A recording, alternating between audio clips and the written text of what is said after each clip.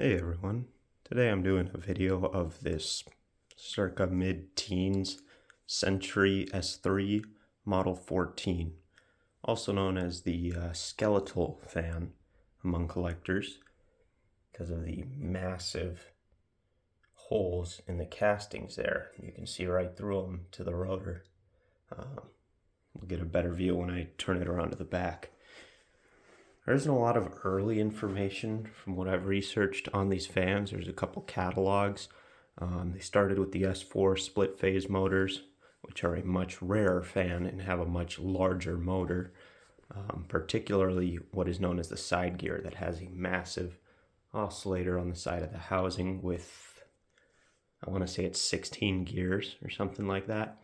Very valuable and very rare fan. Later on, they went to these smaller Century S3s. I want to say the end of the S4 was around 1911, and that's when the first generation of the S3s came out, which had cast iron bases and centrifugal starting switches with their split phase motors. And I believe the cast bases were up until 1913.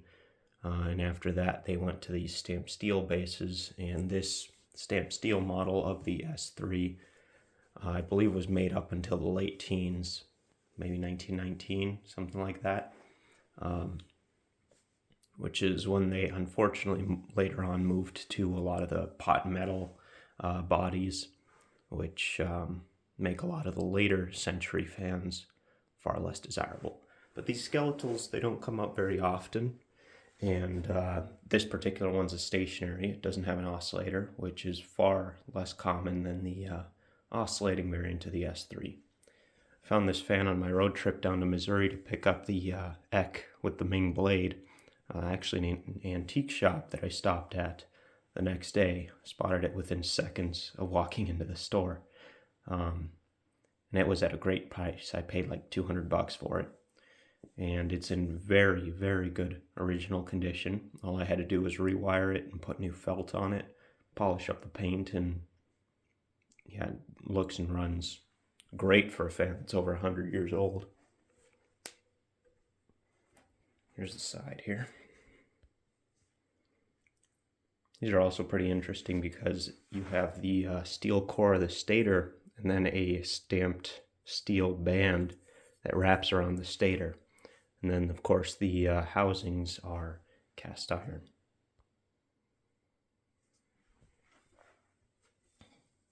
And here's a better look at that massive split phase motor.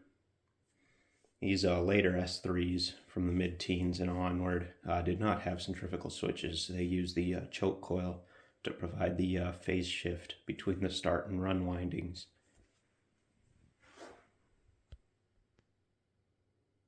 There's the tag. And then the lettering was not done like that from the factory. It was just black like the rest of the casting. I just used some water-soluble gold paint so I can just wash it off pretty easily without damaging the original finish. I just think that Century should have probably done that from the factory because it looks really cool in my opinion. But there's a better look at that massive motor. You could see right through the rotor there.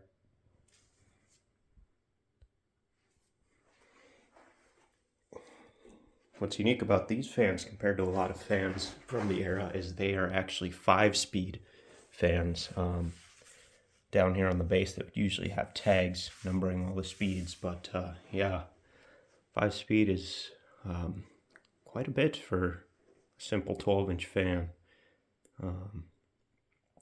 Now I'll start it up here. These have a very cool starting sound.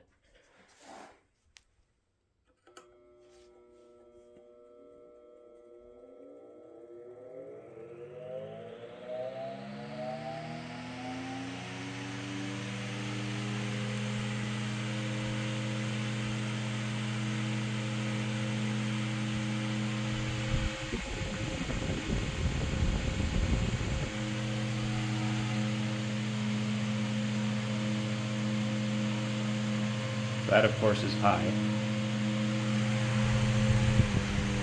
It's medium high.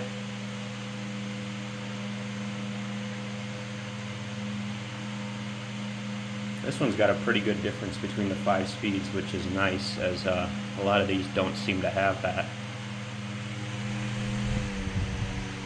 Medium.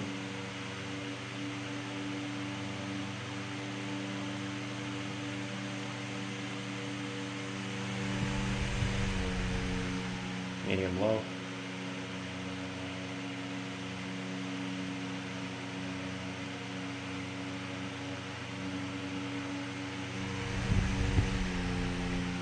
And slow.